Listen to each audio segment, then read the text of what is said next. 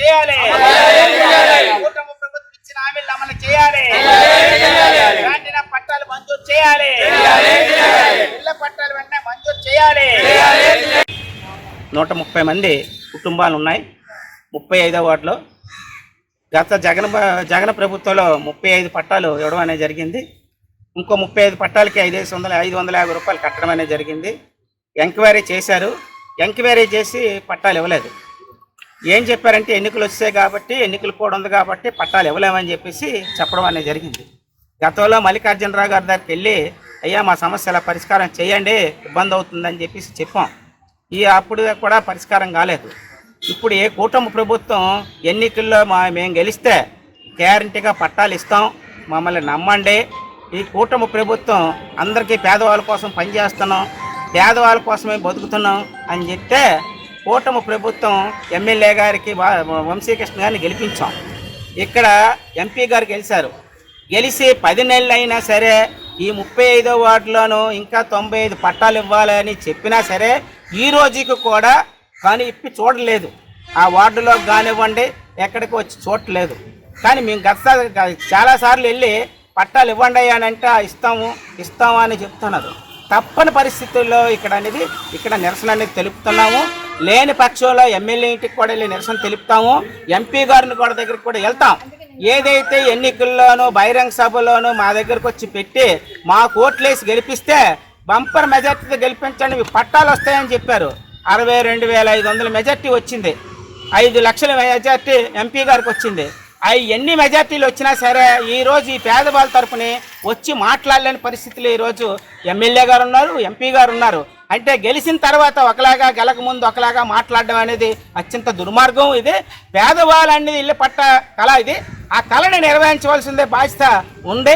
ఈ రోజు కూడా పరిష్కారం చేయలేకుండా ఆలోచించడం అనేది చేస్తున్నారు. కాబట్టి తక్షణమే కూటమి ప్రభుత్వం ఇళ్ల పట్టాలు ఇచ్చి వీళ్ళ యొక్క ఇచ్చిన హామీని అమలు చేసుకోవాలి. లేని పక్షంలో ఈ కూటమి ప్రభుత్వం పట్టాలు ఇవ్వలేదు, మోసం చేస్తుందనేసి మేమందరం కూడా గమనించవలసి వస్తుంది. ఖచ్చితంగా 95 మందికి వెంటనే పట్టాలు మంజూరు చేయాలని ప్రధానంగా మేము డిమాండ్.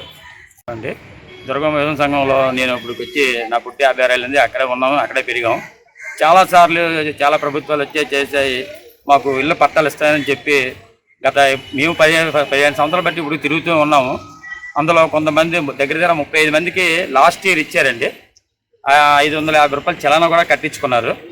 తర్వాత కొంతమందికి కూడా కట్టించుకున్నారు, వాళ్ళకి కూడా ఇస్తామని చెప్పన్నారు. లాస్ట్ ఇయర్ కలెక్టర్ వరకు కూడా వెళ్ళాము. ఆ తర్వాత వాళ్ళు కూడా ఆమోద ముద్ర వేసి మాకు చేశారు. ఈలోపు ఎలక్షన్ రాబట్టి ఆగాయి. ఇక ఇప్పుడు 10 నెలలు అయింది ప్రభుత్వం వచ్చి. కనీసం ఒక ఎమ్మెల్యే గారు కూర్చుంటే సీటు దగ్గర కొన్ని పెండింగ్ ప్రాజెక్టులు ఉంటాయి, అవి చూసుకొని అవి శాంక్షన్ చేయడానికి ముందుకుంటారు. కానీ ఇలాంటి పేదలకి సాధలకి కూడా కొన్ని ఫైల్సే ఉంటాయి కూడా, వాళ్ళకి ఇల్లు పట్టాలు ఇచ్చామా, వాళ్ళకి ఇల్లులు ఇచ్చామా అనేది కూడా ఆ ఫైల్ తిరగేస్తున్నారో లేదో తెలియట్లేదు. కానివ్వండి మేము మాత్రం గత 15 సంవత్సరాల నుంచి కూడా చాలా ఇబ్బంది పడుతున్నాం. ఇల్లు పట్టాలు ఇస్తే వాళ్ళు ఏదో కొన్ని కట్టుకుంటారు కానీ పేదలు చాలా ఇబ్బంది పడుతున్నారండి. దానికోసమే మేము ఇక్కడ ఈ ధర్నా పెట్టి ఏదో మా యొక్క అది అడుగుతున్నాం, ఎందరే మంజూరు చేయాలనేసి.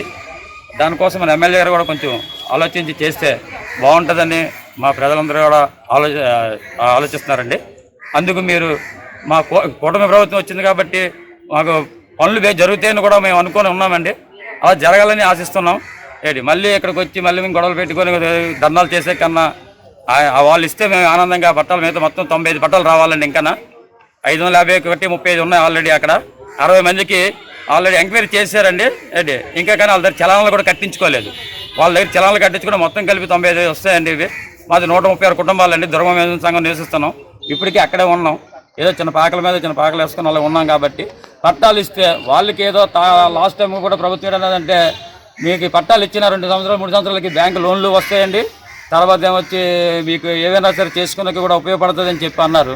అలాగే ఆశపడ్డాం. కానీ వాళ్ళకి కూడా ఇప్పుడు వచ్చి కొంతమందికి వచ్చిన 2 సంవత్సరాలు అయితే కానీ వాళ్ళు బ్యాంకులో కూడా తాకట్టు పెట్టుకున్నా కూడా బ్యాంకులు కూడా యాక్సెప్ట్ చేయట్లేదు. అవి ఏంటనేది కూడా మాకు అర్థం కాక ఇప్పుడు వరకు ఉన్నాం. సరే మొత్తం మీద వస్తే టీం అంతా కలిసి ఒకసారి మళ్ళీ ఎమ్మెల్యే గారి దగ్గరికి వెళ్ళి అడుగుదామని చెప్పేసి మేము ఎదురు చూస్తామండి. Welcome to your YouTube channel. Don't forget to like, subscribe and share the videos.